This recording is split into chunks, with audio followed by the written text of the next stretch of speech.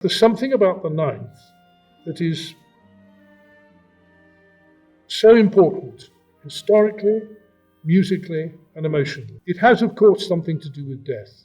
But how much it has to do with death and him dying, I'm not sure. And the range of emotion in it, apart from anything else, is the thing that has drawn me to it. It's a very, very beautiful piece, but it's very disturbed. I think, as so often in Mahler, there is an amazing variety of emotion. And I think his own health was, of course, a preoccupation. And he was very sensitive, and he was very aware that his life may not go on for much longer. But I think just to put a label on this work and say it's a valedictory work, it's not truthful enough. And of course, this becomes very acutely difficult to talk about when you look at the second and the third and the fourth movements. The second movement is not a farewell to the Ländler. It's a nightmare distortion of it, which is not the same thing. It's as if he thought, what have I still got left to say by using my Austrian dances that I love so much and give me so much pleasure? Why have I written for such a large wind section? Is it to enable me to use the colours of the different sections in a very brutal and mocking and sarcastic way?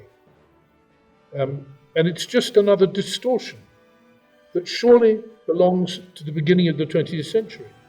And in the third movement, which is called a burlesque, well, a burlesque is a satire. It has humour in it. And the humour may well have to do with everybody's conviction that he couldn't ever write proper polyphonic music, that his command of polyphony, writing different lines for different instruments and the way they weave in together and the way the whole thing sounds more complicated. And people said he didn't have the technique to do that. Well, he wanted to show them that he did. And the third movement is his revenge, it seems to me. It has a mocking humour to it. It has something so self-confident, I think, so sorting out for everybody the sort of power that his music could have in a completely un-Viennese way. It's a different place, this third movement. But it ends in a rage, doesn't it? It ends in a coruscating outpouring of energy and mocking humour. This is surely all to set up what he imagined he would do in his finale. There is compassion, there is yearning, there is a troubled psyche in this wonderful music. But you can't say that it's valedictory. To me, it has Mahler's full gamut of compassionate yearning, very strong emotion. And it's contrasted with music of such loneliness, such spareness, just very low noises and very high noises, and a sense of being bereft. There is no middle to this music. It has no firm center. It sounds lonely. And gradually this music becomes warmer and sweeter. And then there is more outpouring of the initial emotional gamut.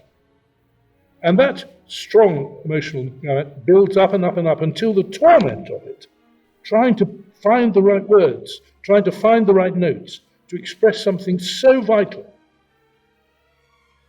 I don't feel it has anything to do with dying. It has more to do with guilt. There's more very quiet music, which now feels transcendent.